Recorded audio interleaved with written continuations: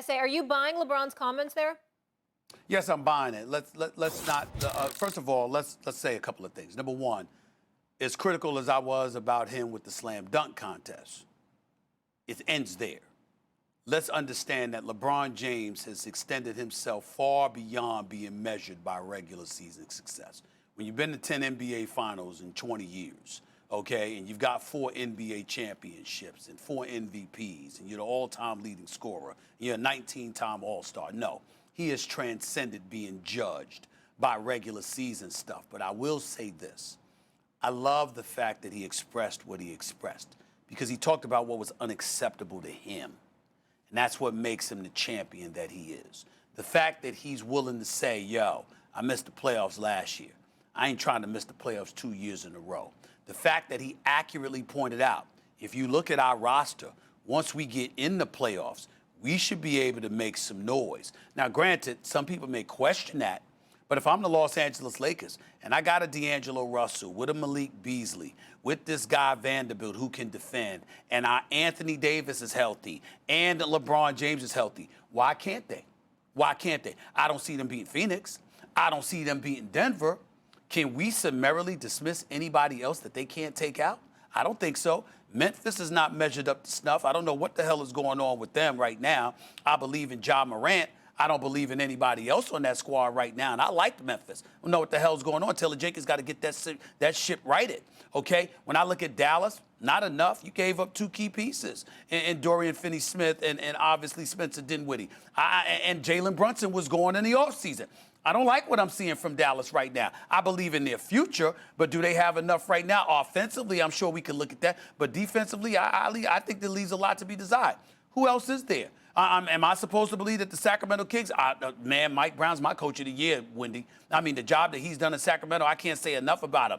But are we supposed to believe that they can take out LeBron James and Anthony Davis in the postseason? I'm sorry. It's a huge question mark about that. So when I look at that and the fact that the Los Angeles Lakers are just 3.5 games out of the 6th seed in the playoffs, here's the question. Can the Los Angeles Lakers gain 3.5 games over the next 23 or 24 games to end the regular season? I don't know the answer to that question, but I know what it should be, and so does LeBron James. And so when he says what he says, I appreciate it because it lets me know he knows what they're supposed to be doing, and he's declaring it publicly for the masses to inhale. I'm good with that. That's what he's supposed to do. Because, damn it, he's LeBron James. Yeah, so there's a couple of different versions of LeBron. And when LeBron believes in his team, that's when you get the best version of him. And what he's basically signaling in is that he believes in this team. Now, whether or not they're really bona fide to make any sort of run, we don't have enough data yet, Stephen A. We've barely seen him. But he clearly realizes that the team has been changed to the way that he wants to play, and he believes that they can do it. They have one of the 5 easiest schedules remaining. Now, when you're in 13th place, you really can't argue there's too many quote-unquote easy games. But when you look at it relative to other teams, their schedule is more favorable coming in. Also, there are a couple of teams in front of them that are really in rough shape. You know, Utah has downgraded its talent. I mean, we shouldn't underestimate them, but they traded away a bunch of core players at the deadline. You wouldn't think that they're going to keep up. The New Orleans Pelicans, without Zion, he's had a setback. He is now out multiple more weeks. They have been in free fall. That is a team in front of them. Those are 2 teams right there that they absolutely can surpass without having to play 750% winning basketball. And I think if you look at the way this team is structured, in theory, on paper, structurally, it should be a lot better around LeBron and Anthony Davis. So I'm not sitting here telling you to go place a bet on them to win the West, but I absolutely think, probably at more time than any other 20 years that I've covered the NBA, I can tell you a team sitting in 13th place coming out of the All-Star break is a team that is relevant in the Western Conference. But they got to do it, and this is what's really important. They have no margin for error.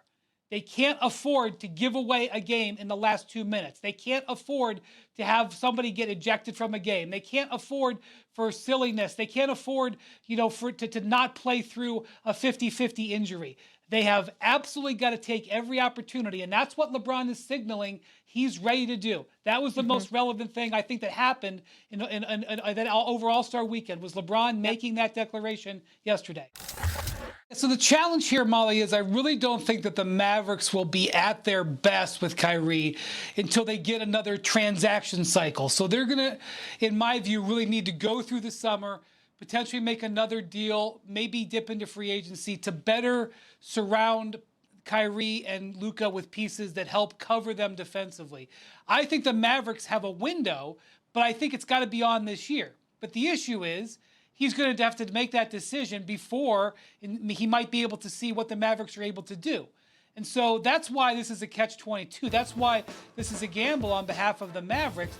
And look, last week, Kyrie came to Dallas. He met with the media for the first time. And he said, hey, listen, please let's not talk about my future, which I actually respected him saying that because at times in the past, he has made comments about his future and then he's completely changed them and it's made him look like a really big flip-flopper. So I actually think it's reasonable for him to say, I don't know what I'm going to do, but that is a green light to LeBron and the Lakers because LeBron knows he's going to be in play. And I remember back in 2019, Stephen A., when LeBron was picking All-Stars, every single player he picked was either a free agent to be or a guy who was about to demand a trade to the Lakers when he picked Anthony Davis. He absolutely uses this opportunity over All-Star Weekend to begin free agent recruiting. And for him to pick Kyrie as his first pick among starters and to give that effusive, over-the-top praise to Kyrie in this moment was absolutely, in my mind and a lot of others, the beginning of the recruitment of Kyrie in free agency if it doesn't go swimmingly with the Mavericks for the next couple of months. Well, that's exactly why Kyrie is better off reuniting with LeBron than staying with Luka, because even though Luka is a sensational player and a superstar in the National Basketball Association and in the basketball world, he doesn't necessarily have the cachet of LeBron James when it comes to speaking publicly about things. That's not what Luka does. Luka is about Luka in terms of speaking for himself, and he minds his business about other people for the most part. LeBron James considers himself not just an ambassador, but a statesman. And if there's anything that Kyrie Irving needs, it would be that. Now, he does not need anybody to validate his basketball greatness because we all know that Kyrie Irving is absolutely spectacular. But as a statesman, when you have LeBron James saying, well, I'm just proud of the man he is and the man that he's become, not just on the basketball court, but off of it, it says a lot about Kyrie Irving. Obviously, you said it was over the top. It was effusive. Boo Boo the Fool can see that. Not to knock you. I'm just saying I'm echoing your sentiment. Everybody knows that it was effusive and over the damn top. Well, not just because of what we've seen from Kyrie Irving recently, but because of what we saw from Kyrie Irving via his departure from Cleveland and how he refused to be deferential or sort of the sidekick or the little brother to the big brother that was LeBron James. Obviously, things have changed. Fences have been mended. We get where that's coming from. But in the end, I would also bring up this. In L.A., first of all, basketball matters more when the Lakers are relevant. We don't like to say stuff like that, Wendy, but let's just call it what it is. When the Lakers are relevant, basketball is just better. It's more exciting. It's more tantalizing. You have more to look forward to when the purple and gold are relevant. And by the way, for the Lakers organization, whatever them damn blue uniforms, those light blue uniforms you had on a few weeks ago, whatever, get rid of them. Stop it. It's the purple and gold. That's what the Los Angeles Lakers are known for. That's your brand. Stick with it. It's worked for you for decades, okay? That's why you are who you are. Remember that. But while saying all of that, it's important to point out the Lakers epitomize a standard. Even when they struggle, there's an expectation of relevancy, if not excellence. And the one thing you're not going to get away with in a Lakers uniform is coming across like something is a priority more so than basketball, unless you're LeBron James. He's the guy that can get away with that because you rely on him on a basketball court because even when there are other things that he's doing, he still doesn't cheat you on the basketball court. You don't get away with cheating the Lakers and the Lakers fan base when you're wearing that purple and gold as a star and a face of that franchise. Now, if you're a subpar player, if you're a marginal player, you're a role player, that's different. But when you are a star, you do not get away with it. Thanks for watching ESPN on YouTube. For live streaming, sports, and premium content, subscribe to ESPN+.